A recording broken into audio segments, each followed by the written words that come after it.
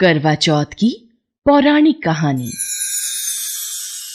हिंदू धर्म में करवा चौथ का अत्यधिक महत्व है, क्योंकि मान्यता है कि सुहागिन महिलाएं अगर ये व्रत रखती हैं तो उनके पति की उम्र लंबी होती है और उनके दाम्पत्य जीवन में खुशियां आती हैं।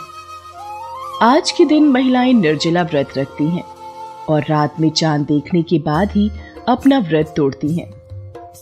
मान्यता के अनुसार छलनी से चंद्रमा को देखते हुए पति को देखना शुभ माना जाता है। इस व्रत में भगवान गणेश, शिव, पार्वती, कार्तिक और करवा चौथ माता का पूजन किया जाता है। करवा चौथ में चांद का बहुत महत्व होता है।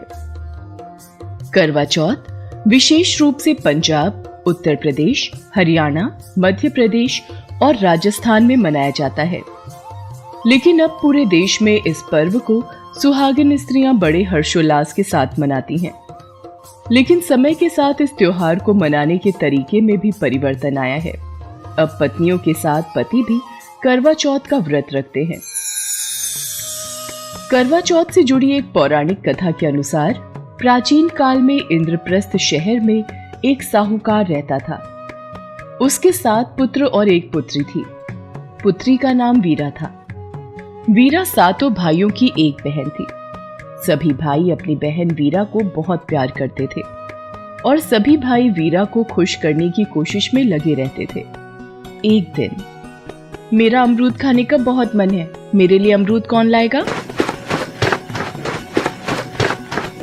देखते ही देखते वीरा के 7 भाई भागकर अमरूद की खोज में लग गए और एक एक करके वीरा के पास अमरूदों का ढेर लग गया। अरे, इतने सारे अमरूद! मैंने एक अमरूद खाना था, आप 7 भाई मिलकर मेरे लिए अमरूद ले आए। वीरा, तेरे चेहरे पर मुस्कान लाने के लिए हम कुछ भी कर सकते हैं, परंतु हम तेरा मुरझाया हुआ चेहरा नहीं देख सकते। इसी तरह सभी भाई मिलकर बचपन से ही वीरा का बहुत ध्यान रखते थे। वीरा जब बड़ी हुई तब उसके पिता ने उसकी शादी सुदर्शन नाम के एक ब्राह्मण से कर दी। विवाह के बाद वीरा खुशी खुशी अपने ससुराल रहने लगी। कार्तिक मास के कृष्ण पक्ष की चतुर्थी को करवा चौथ का व्रत आता है। शादी के बाद वीरा का ये पहला करवा चौथ होता है और वो अपने मायके करवा चौथ का व्रत रखने के लिए आती है। वीरा, आज करवा चौथ का व्रत है और ये तुम्हारा पहला करवा चौथ है, तो इसके भी कुछ नियम होते हैं। हाँ वीरा, इस व्रत के दौरान चाकू चलाना, सिलाई, कढ़ाई, बुनाई करना और उधेड़ना मना होता है।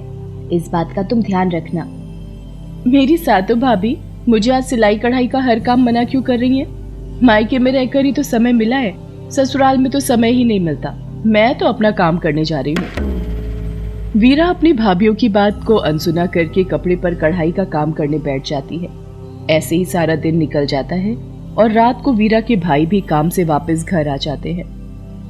मेरे सारे भाइयों को कितने समय बाद आज एक साथ भोजन करते देख रही हूँ। तो फिर सोच क्या रही है बहन वीरा, तू भी हमारे साथ खाना खा ले?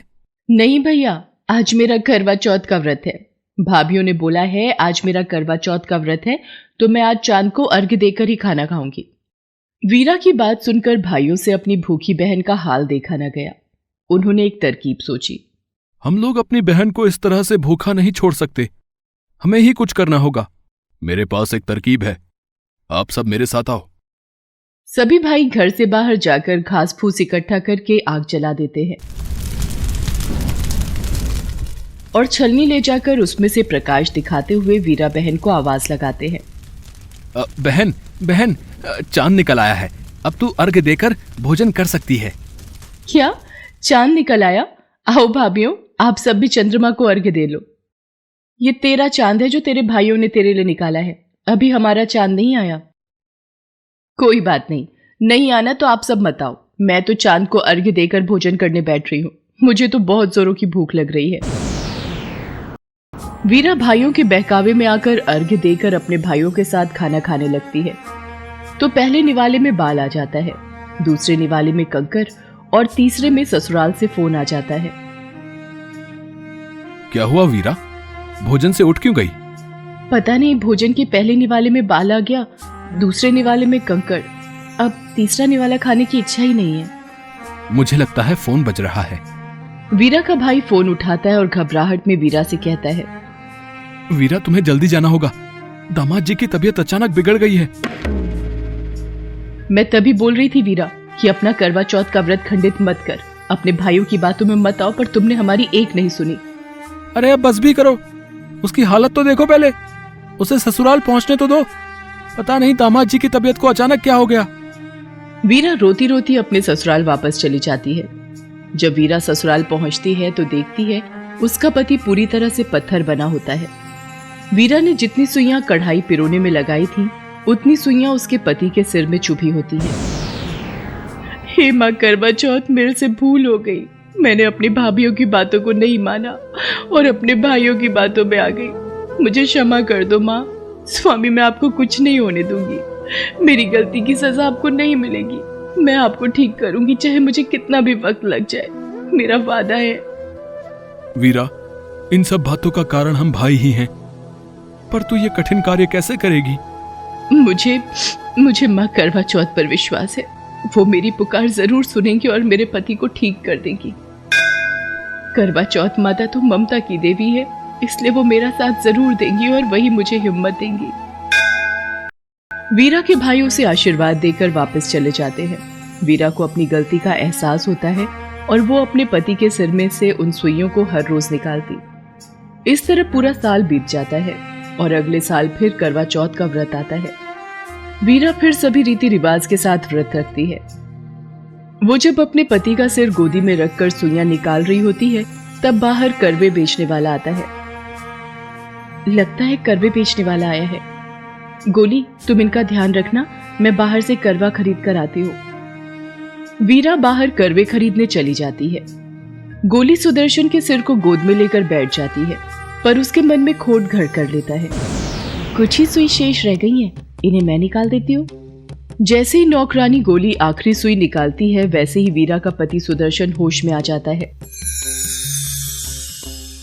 और वो गोली को वीरा समझ बैठता है और जो वीरा थी उसे गोली समझ लेता है।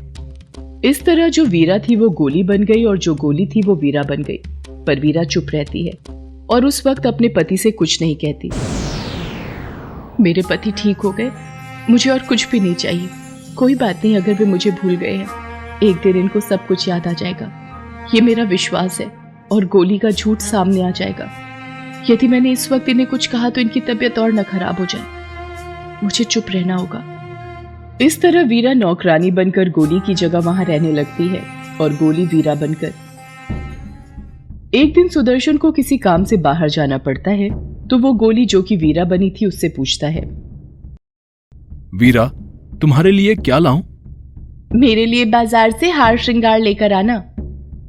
साहब, मेरे लिए एक काठ की गुड़िया लेकर आ सकते हैं? आपकी बड़ी मेहरबानी होगी।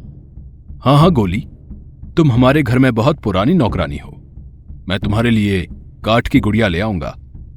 इस तरह सुदर्शन जब बाहर जाता है तो बाजार से एक गुड़िया और हार श्रृंगार का सामान लेकर आता है और दोनों को दे देता है। इस तरह वीरा जो कि गोली बनी होती है, वो हर रोज अपने कमरे में काठ की गुड़िया से बातें किया करती थी। जो वीरा थी वो गोली बन गई और जो गोली थी वो वीरा बन गई।